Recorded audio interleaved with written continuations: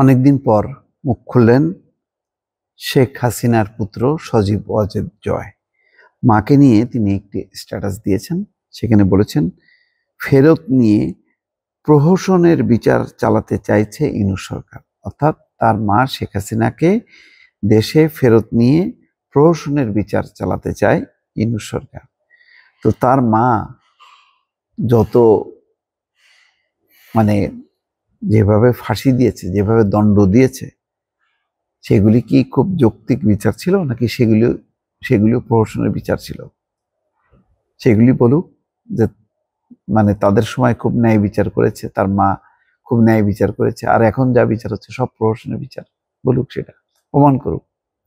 সেই প্রমাণ করার জন্য হলেও তো দেশে আসতে হবে। বলতো না, তারেক রহমানকে উদ্দেশ্য করে, দেশ সাহস থাকলে দেশে আসুক, কি বলে,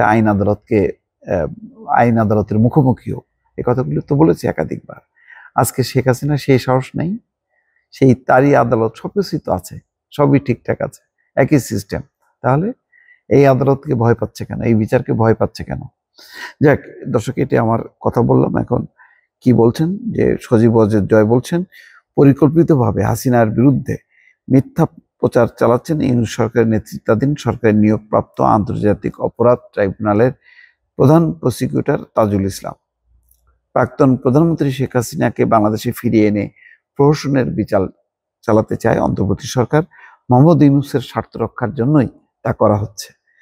বিদেশে বসে সমাজ মাধ্যমে পোস্ট দিয়ে এমনটাই দাবি করলেন হাসিনার পুত্র সজীব ওয়াজেদ জয়। তার মা যদি থাকতো তো ডক্টর মোহাম্মদ ইউনূসকে ছাড়তো?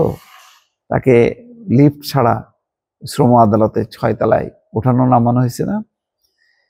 তারপরে ফ্রান্স থেকে ফিরলে তাকে দণ্ড দেয়া হতো না? কম করছে নিজের মায়ের সমালোচনা করে না কেন সে? সোমবারই ভারতের কাছে এসেছে বাংলাদেশের নোট ভার্বাল কূটনৈতিক বার্তা। সেখানে হাসিনাকে ফেরানোর কথা বলা হয়েছে। বিদেশ মন্ত্রক অর্থাৎ পররাষ্ট্র মন্ত্রণালয় বাংলাদেশের হাইকমিশনার থেকে এই বার্তা পাওয়ার কথা স্বীকার করে নিয়েছে। এরপরেই মঙ্গলবার সামাজিক যোগাযোগ মাধ্যমে একটি পোস্ট দিয়েছে জয়।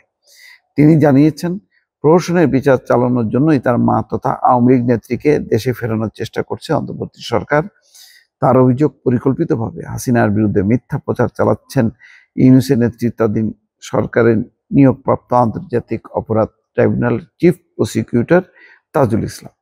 জয় নিজের পোস্টে এও লিখেছেন, আন্তর্জাতিক ট্রাইব্যুনাল রাজনৈতিক প্রতিহিংসা চরিতার্থ করার জন্য বিচারের প্রক্রিয়া চালাচ্ছে, আর সে কারণে তা প্রহসনে পরিণত হয়েছে। তার কথায়, এই প্রক্রিয়ার মাধ্যমে ন্যায় বিচারকে উপেক্ষা করে আওয়ামী লীগ নেতৃত্বকে পরিকল্পিতভাবে দমন পীড়নের নতুন অধ্যায় শুরু করা হয়েছে। বাংলাদেশে আওয়ামী লীগ নেতা কর্মীদের উপর অত্যাচার বৃদ্ধি পাচ্ছে বলেও অভিযোগ করেছেন তিনি। বিচার না করেই তাদের দলীয় কর্মীদের হত্যা করা হচ্ছে বলে অভিযোগ করেন তিনি। উদ্দেশ্যপ্রণোদিতভাবে তাদের হত্যার মামলায় ফাঁসানো হচ্ছে, জেলবন্দি করা হচ্ছে বলে অভিযোগ জয়ের। হ্যাঁ, উনার মা কি করছেন? ক্রস ফায়ার, গুম, খুন, আয়নাঘর, এগুলি কথা স্বীকার করবেন একটু দয়া করে? জয়ের কথায়, আইন শৃঙ্খলা রক্ষাকারী বাহিনীর সহযোগিতা এবং সরকারের প্রত্যক্ষ মদতে এসব অন্যায় কার্যক্রম চলছে। জুলাই থেকে আগস্টে বাংলাদেশে গণ আন্দোলনের সময় যে মানবাধিকার লঙ্ঘনের অভিযোগ উঠেছে তার নিরপেক্ষ তদন্তের দাবি হাসিনা পুত্রের।